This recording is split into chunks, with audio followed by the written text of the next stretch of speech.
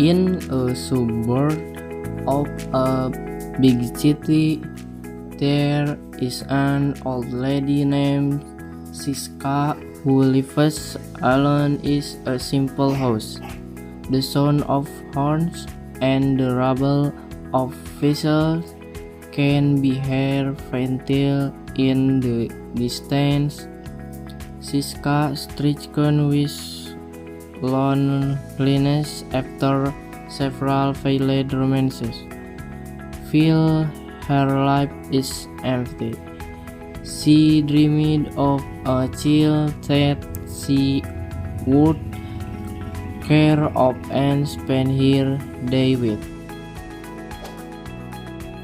One night, as Siska held her phone in her hand and scrolled aimlessly through the screen, an advertisement suddenly popped up among her social media posts, a blurry image with a bright red caption. When to have a child? Tap now. Siska, who had long wanted a child, mindlessly tapped the ad. In an instant, her phone vibrated violently, the screen flickered, then shut down. Siska was so shocked that her phone almost fell out of her hand. The air around her suddenly turned cold.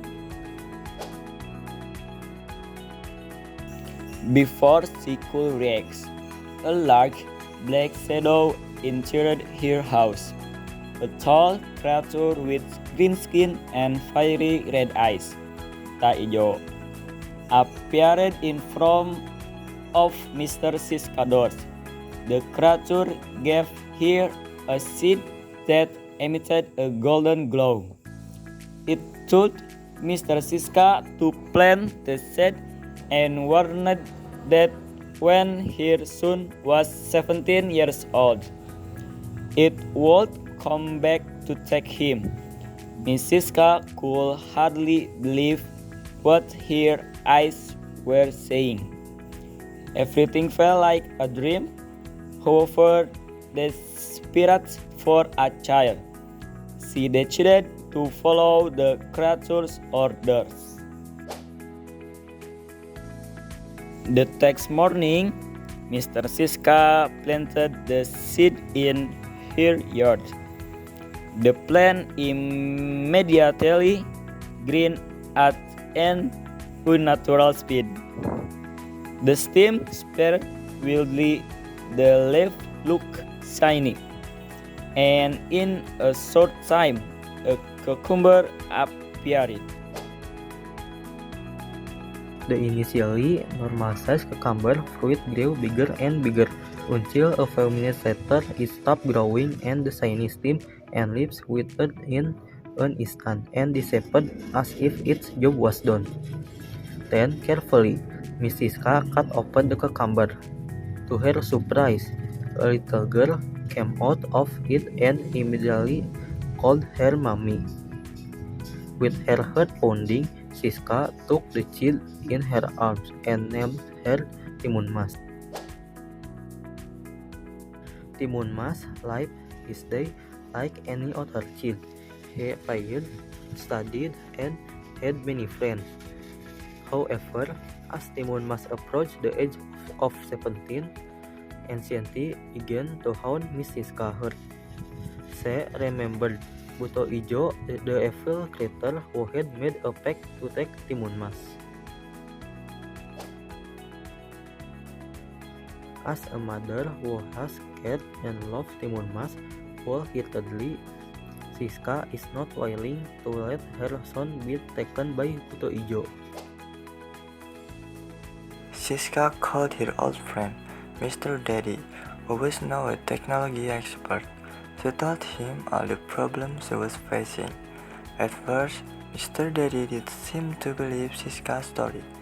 However, seeing Siska's panic and worried face, he knew that Siska could be lying. Without asking many more questions, Mr. Daddy immediately took some sophisticated equipment from his warehouse. Then he came directly to Siska's house to give all the equipment to Siska to be handed over to Timon Mas as a means of protection. Mr. Daddy explained the tools he gave, namely one mini electric stand.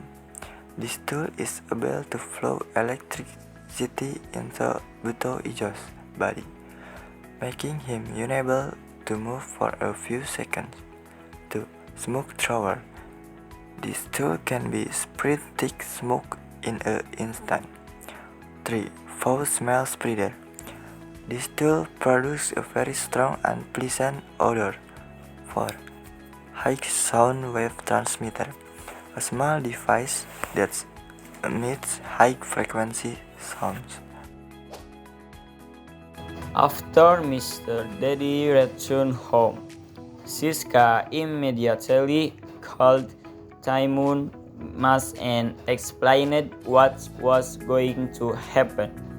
Timon Mas calmed Siska down, telling her that she did need to worry because she already had the equipment from Miss Daddy then could save them from Buto Ijo threat.